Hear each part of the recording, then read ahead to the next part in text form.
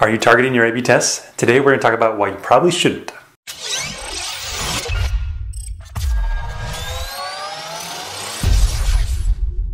There's an important place for targeting, and we'll talk about that. But the majority of tests that are run that use targeting are using targeting incorrectly in a way that limits the value and the results that testing programs can get. There's two main ways that people use targeting to limit their success. The first way is they limit the population who is allowed into the test.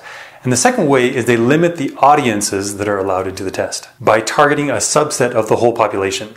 I want to review with you why these two things are dangerous and why you probably shouldn't be doing these in your tests. We'll also briefly cover the proper use and place for targeting in a testing program and when you should do it with your tests. Okay, the first targeting trap that people fall into is they limit the population of those who are allowed into the test. And there's lots of reasons that people do this. Even in my own organization, there's people that say, we want to limit the number of people who can see the test so that it's not as risky.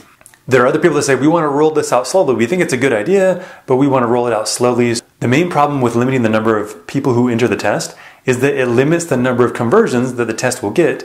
And when you limit your primary metric, it has a number of impacts on the test. Number one, the first thing it does is it takes longer to get results.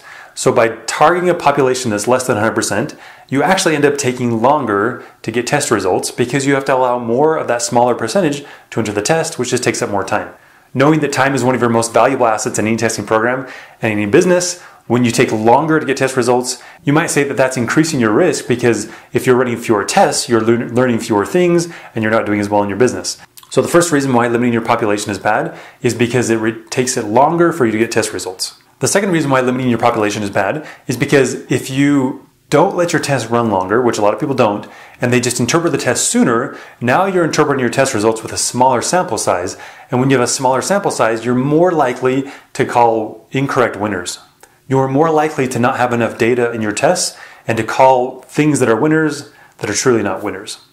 That's the second reason why you shouldn't limit your population, because you limit the data set, which reduces the confidence you have in the results of that data. The third and most important reason why you should never limit your population is because when you limit the population, you reduce your ability to do audience segmentation. So for example, let's say you run your test and now you have a smaller population of people who enter the test.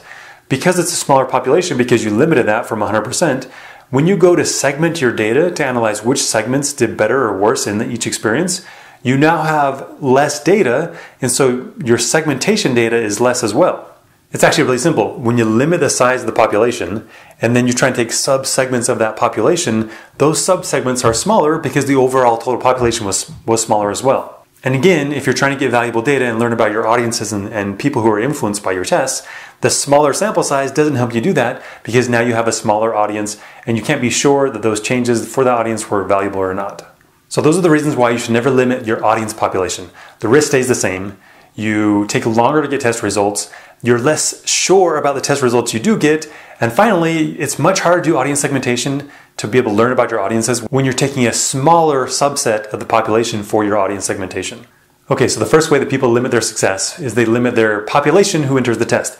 The second way that marketers limit their testing program by using targeting is by targeting a smaller subset or a smaller audience and showing just that audience the test experience. Now, I need to pause here and say, if you do this the right way, that can be a very good thing. That's the essence of personalization. The problem is people often don't do it the right way. So the right way is to run your test, allow everyone into the test, and then after, when you have your test results, to now do your segmentation and see which audiences responded positively. If you've done that, if you segmented after your test and seen that there's an audience that responded differently, now you have a good case for targeting and for using personalization. The problem though is most people don't do that in a disciplined way. They just make assumptions. They decide, hey, we think that this experience will be good for this visitor, and so let's just run the test. Or on the flip side, they'll look at their analytics, and the analytics will show a difference in behavior for one audience segment. And so they jump to the conclusion of saying that, hey, this is how we should influence this one segment. It's doing well, and they'll show an experience to that one segment with a test. We make mistakes when we target people without knowing that those are the right people we should target. This has two main negative impacts on your testing program. Number one is the most important. Whenever we jump to conclusions and just start showing people content, we become driven by our own biases, our own assumptions. And whenever we're driven by biases and assumptions, we start making really bad decisions in our testing program. We become less data-driven and more opinion-driven. The second problem that this targeting trap leads us to is that we become less data-driven. We stop worrying about causal data and we start allowing non-causal data, any correlative data set, to influence us and to help and to make those decisions for us.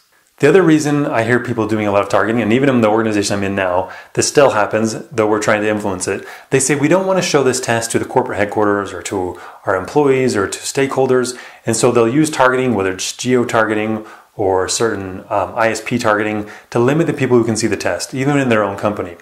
Now on the surface, this actually sounds like a good idea, but the underlying problem of this targeting trap is that you're not influencing your culture of the organization to teach them the value of testing, to teach them that we test everything, to teach them that they should be contributing test ideas, to teach them that when there is a change, that's a good thing because it means we're learning.